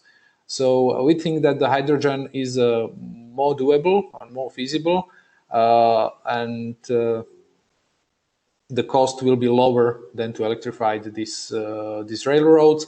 On the other hand, it's one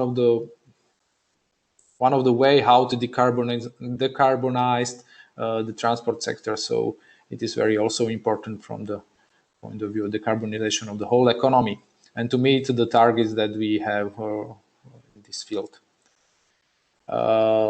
This first railroad that you can see from Nové Zámky to Prievidza is not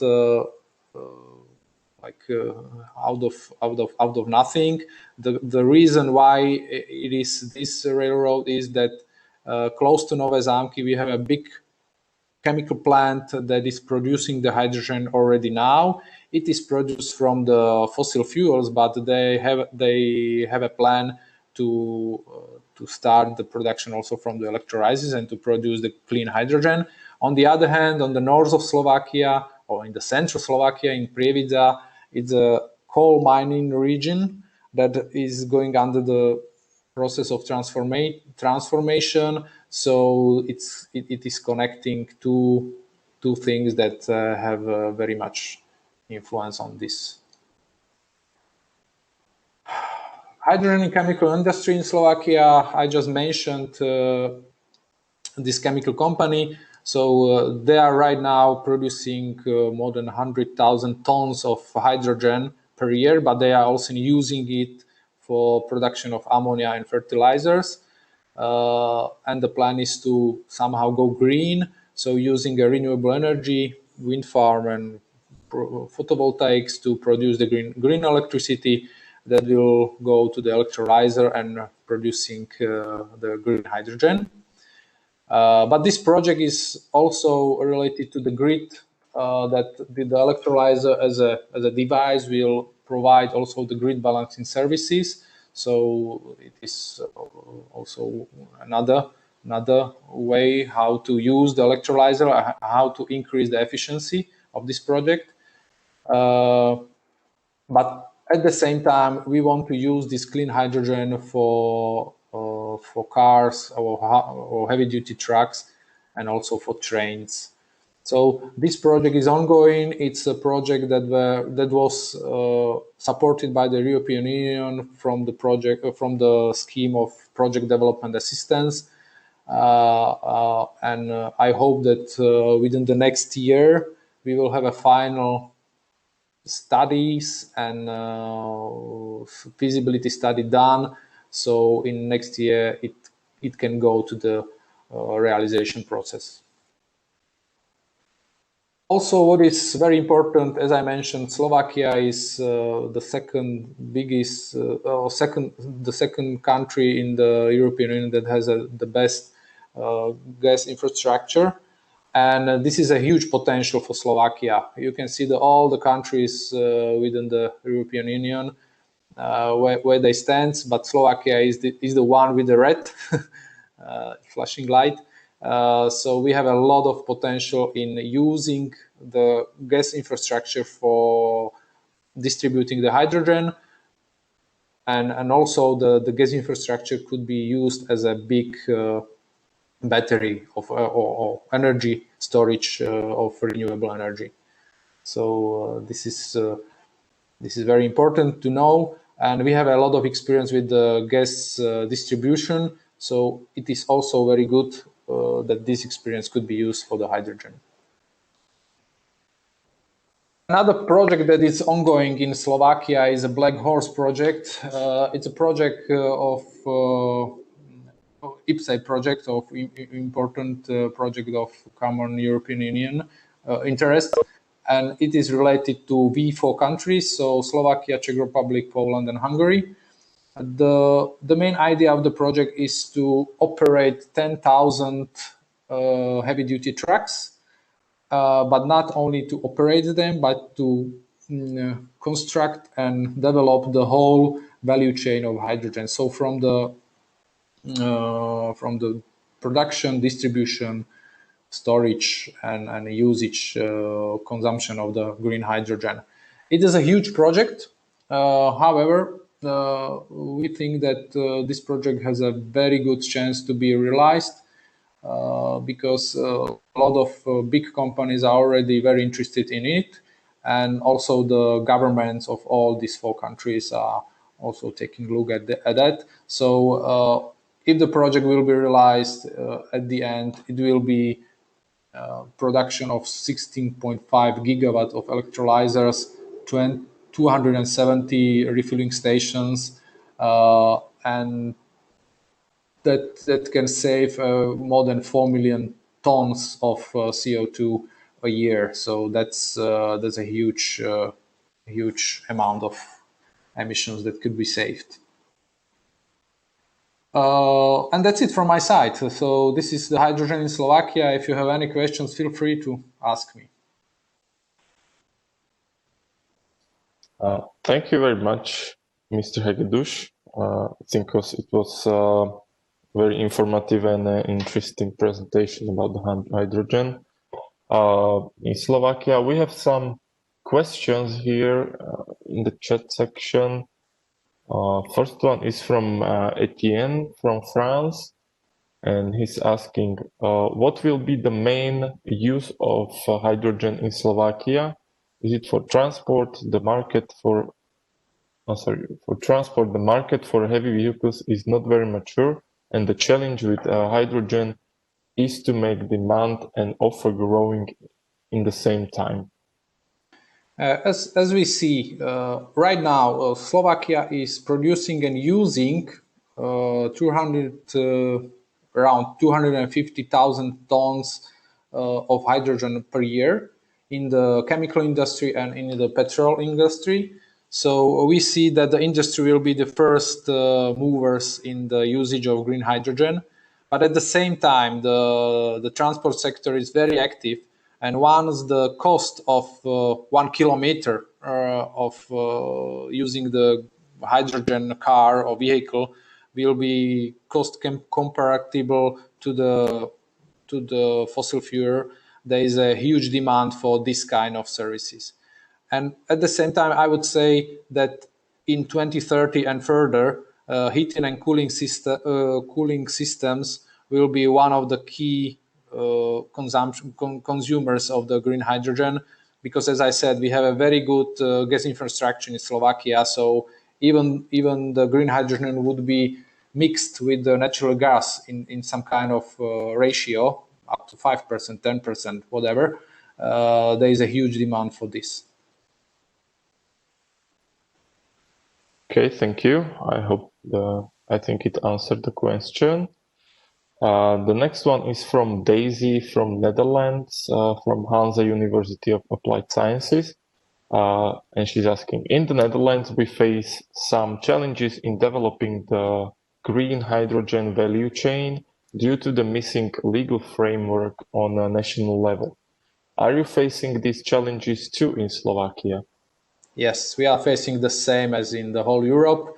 And this is one of our role of National Hydrogen Association to cooperate with the government, with the authorities and with the policymakers to implement the green hydrogen or the hydrogen as itself into the Slovak legislation system. And that's also very important to share the experience between what is going on in Germany, in Netherlands, in other countries, and also in Slovakia. So, but we are facing the same problems. Thank you. And next question from Hans-Erik Nilsson from the Mid University in Sweden. He's actually following up on the previous questions. What are the key issues left to reach a final strategy, the hydrogen strategy? The hydrogen is a very new thing in the economy. It came like a storm in this year, I would say. Even though the hydrogen we know for hundreds of years, but the clean hydrogen strategy on the European level, also on German hydrogen strategy, or in Netherlands they have also the hydrogen strategy, is something that is very developing and challenging. So for us, it was very important that we started this process of creating hydrogen strategy in Slovakia. What is very good and very supportive is that we got a lot of support from the government in this field. So this is very good. So what are the key issues left to reach is very hard to answer. But I think it's the willingness to finalize the final document and to approve it on the governmental level. Because we want to have this strategy as a strategic document that will be binding also for other ministries or for the whole economy. and to find the consensus between the different thoughts and different experiences is the hardest way or hardest thing to do. It's not technology, it's consensus. Yes. What is maybe very important in Slovakia is that, as I said, we have a limited potential of renewables. We are not a coastal country. So for us, it's very important how we will produce the hydrogen, the clean hydrogen, either green or blue, or the low carbon. And this have to be also adopted to the strategy. But at the same time, it have to be in consensus with the European targets. And the nuclear power plant, nuclear energy, is not something very favorable on the European level. On the other hand, we don't have other choices. We cannot build like gigawatts of wind turbines here in Slovakia because of the geography and so on. So we have to find some kind of consensus between these two parts and these two worlds and to adopt it into the strategy. Thank you. Yeah. And to find the consensus or find the most suitable source of the energy, are you doing any studies or calculations for this? I mean, with the hydrogen strategy, we are just doing like feasibility of what is the potential of the hydrogen production, and related to that, how much energy do we need from the electricity grid, or not only grid, but from the electricity sources.